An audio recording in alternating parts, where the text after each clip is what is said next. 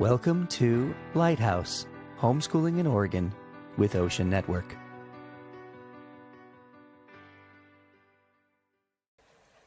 Hey, Oregon homeschoolers. We're back today talking with Shelli Wanvig. This is part 2, and we're chatting about homeschooling high school and all the tips and basics you need to get started. So one of the things that we see a lot is parents get intimidated by teaching high school because they're worried that they can't teach those higher level classes. And a lot of, critics in their life might ask the same question, like, how could you possibly teach them all these things that you don't know so well? Yeah. So what would your advice be for them? So my favorite is learn alongside of them. And I did that for many courses. And there are a few benefits to that. You really kind of bond when you're struggling through it together. And you're modeling an attitude of, I want to learn. I can learn. We can do this. I think it can be fun. It can be fun to learn. I never took logic in high school. I had no clue what it was about. And I was in a meeting with some other moms in our little co-op, and somebody mentioned it. And when they described it, I thought, oh, that sounds kind of fun. And I said, I'll teach that one. I had no clue. But I found out that was my favorite high school subject. I really enjoyed it and it clicked with me. So being willing to learn with your kids, I think is the best. But I realize, especially if you have several children, learning every subject with every student could be a little much.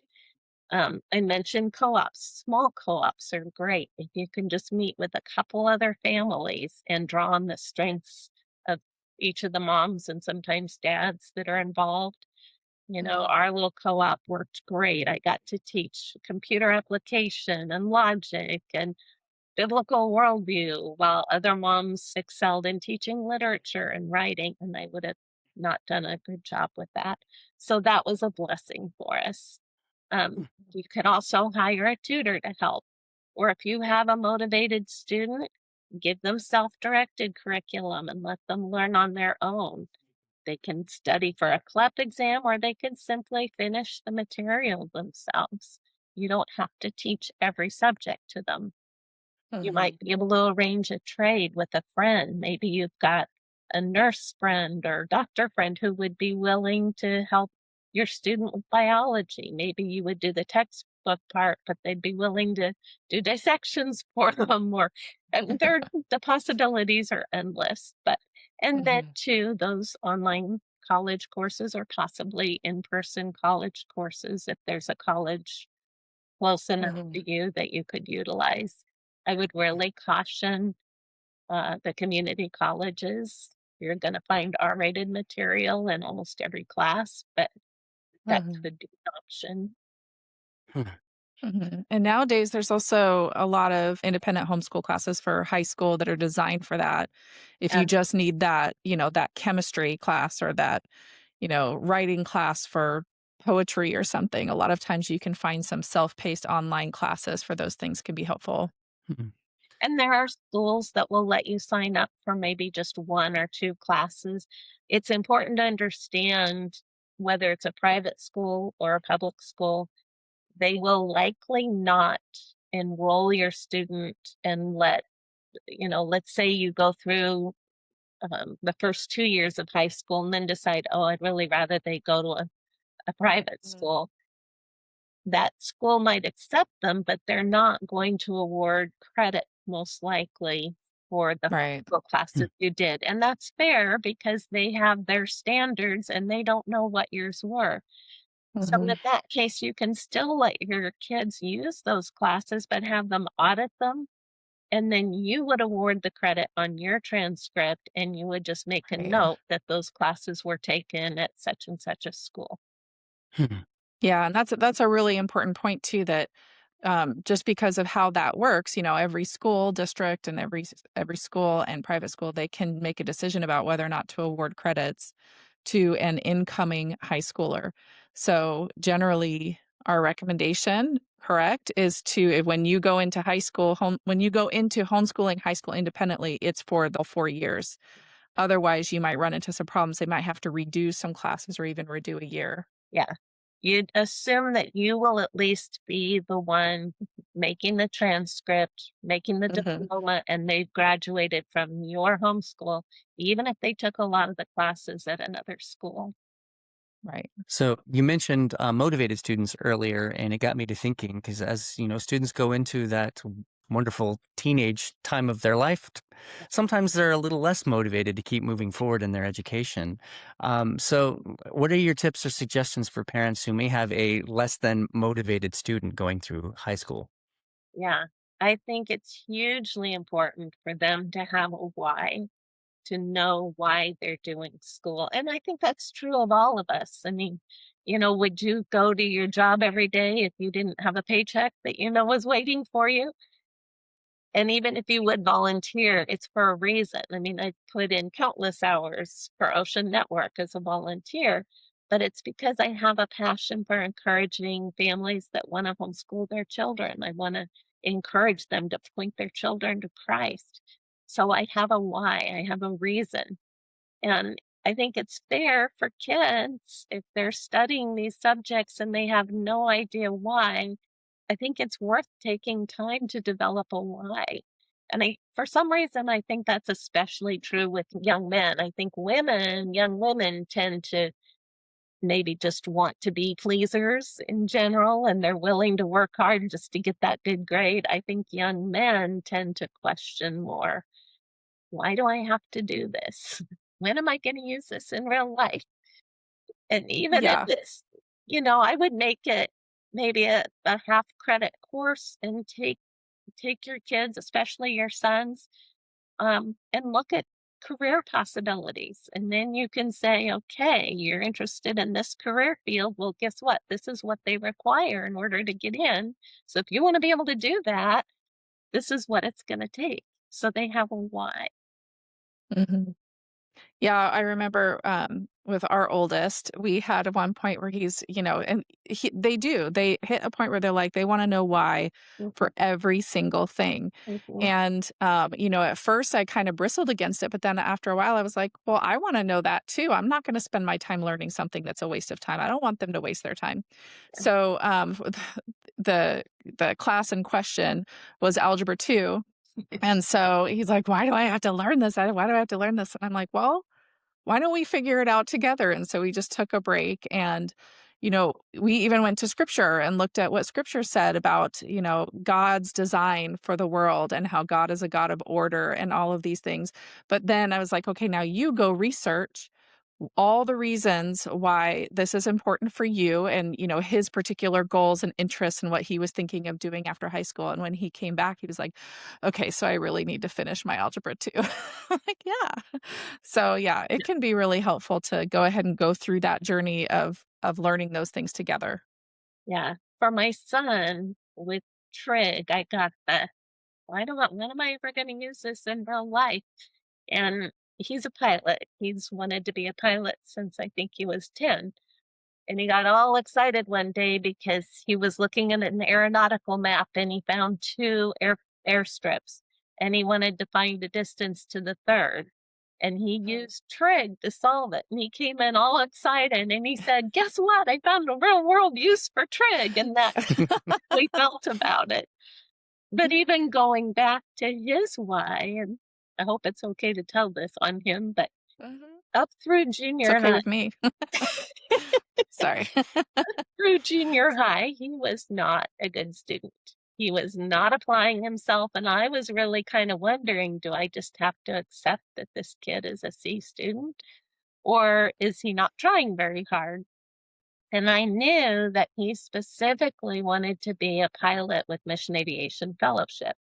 And they Mm, have very high standards. It's not easy to get in there. And so when he was in seventh or eighth grade, somewhere in there, I sat down with him and I said, okay, look, some of the courses you're going to do this next year are high school level courses. And that means the grade you earn is going on your transcript. And that's a permanent record. And that could impact what schools you could get into. MAF might even look at that transcript. Whatever you do now counts. If you want to get into MAF, you are going to have to do better. And wouldn't you know, that C student was suddenly an A student overnight? All we needed was the why, and that Yeah. gave them a reason to really try harder. And then another important thing about keeping your students motivated is you need to be motivated enough to stay on top of the grading, to be holding them accountable. You know, if you're letting them turn in papers, and I might or might not be guilty of this myself, letting them accumulate in your inbox, you're really showing them that it's not that important to you, and why should they try hard if you're not even going to look at it? Or worse yet, what if you're not grading their math and they're doing something wrong for a week before you get around to discovering it? That's going to be frustrating. So demonstrating that it's important to you is going to make it a lot more important to them. And then if dad shows interest, that's going to make it even more motivating. If dad comes home and asks, "Hey, did you get that project done?" Or "How's your project coming?" Or "Hey, can I read that paper you did?" If dad shows an interest and they know dad might ask about it when he gets home, that's going to be motivating to them to work a little harder so they have something to show dad at the end of the day. But we need to value it before they value it. Hmm. Yeah, and we have another series on the Lighthouse speaking specifically to dads. So, dads, if you're listening to this little part, here, and we'll chat more about that in the podcast. So, definitely check that out too. So, Shelly, are there any other tips for making the transcript really shine? So every transcript should be very concise. Somebody from the admissions office should be able to pick it up and get a very quick overview of your student's high school career and how they did. So it should cover 3 basic sections. The top would have your student's name, address, phone number, email, date of birth, parents' names. Then the body of your transcript is going to have all the subjects, each course they took, a name for the course, the number of credits, the grade points awarded, and then it's going to need to have a GPA, at least a cumulative GPA for 4 years. It's optional if you want to put in a GPA, and that stands for grade point average. It's optional if you want to put it in each year or just put a cumulative, but the cumulative one is important. And then at the bottom, it needs to have the date of graduation and the parent's wet signature and the date that the parent signed that. So if you go back and make another copy later for something else, you're going to leave the signature line there so that you can give it a wet signature and that day's date. The graduation date always stays the same, but the date you sign it is the date you really sign it. And then some of the more competitive colleges might like to see a bigger picture of your student. So you could include things like if they were an avid reader, if they read a lot of good books, have a reading list. If they did a lot of volunteer work, a lot of extracurricular things, maybe they had a relevant job, you could include a lot of information there. But I would check with the college first and see if they want that. Some of them Okay. just want to see that one page and they're not interested in the other stuff, and it's just going to be bulk and they won't like it. But some Okay. of them really want to see that. And for the really competitive colleges, you could put a full portfolio together that includes descriptions of every course they took. You could include awards they earned, thank you notes from, say, if they volunteered for a legislator, include a thank you note from them, something that gives you a picture of the whole student experience through high school. But I would really make sure they want that before you send all that. Yeah. It could be fun to put together for yourself or for your student as like a keepsake, but yeah, you wouldn't necessarily want to send all Absolutely. that off. Yeah, I kept a notebook for each of my kids, and I kept all of that in the notebook. So each kid has a notebook with every course description, their grade Okay. records, all the materials that I used for every subject. I saved all the certificates, even the swim lessons, and any awards they earned, the one they got for climbing to the Golden Pioneer at the state capitol. It's all in that notebook. That's way more organized than me, but that's goals right there. It's easy. It's one I notebook per kid. yeah. You just stuff it in there. It's easy. But yeah, I do tend to be a little more OCD about things, and I like to organize things. Shelli, do you have any other thoughts or tips you can share with us about homeschooling high schoolers? So one other thing I'll just mention to moms of sons. I think every young man from the time they're middle school or a little older, 11, 12, they get to a difficult point where they're starting to identify more and more with dad. They're becoming a man, and yet here they are under mom's authority all day, not only as a mom, but also as their teacher. Mhm. And that starts to kind of cause a little wrestling inside with that, because they know that they want to assert themselves as a man, but they also know that they have to stay under their mom's authority. So I think it's really helpful for us as moms to try to kind of come alongside and take more of a coaching role than a dictatorial teacher. Instead of saying, you must do this, it's, Mhm. hey, you know, this is important. This is why it's important. I'm here to help you. And let them take some ownership. Maybe even give them some choices at the beginning of Yeah. the year. Okay, we need to get some science credits in here. Here are some options. What do you think? And get them Mhm. more involved. And then I think it's also really important to remember to start treating them like a man, not like a boy, and not talk down to them or belittle them or tease them, but really start showing them respect as a young man. I mean, think about how you would treat your friend's husband, and start expecting them to act like a man, because they tend to rise to our expectations, or if we hold the bar low, they manage to squeak under it, right? So I think it's important that we start treating them like a man and expecting them to behave like a man. And it's also, I think, all the more important to get dad involved if at all possible. And, even if mom is helping during the day, dad can be the one holding them accountable and saying, is this really your best work? Hey, what happened here? Or whatever the need be.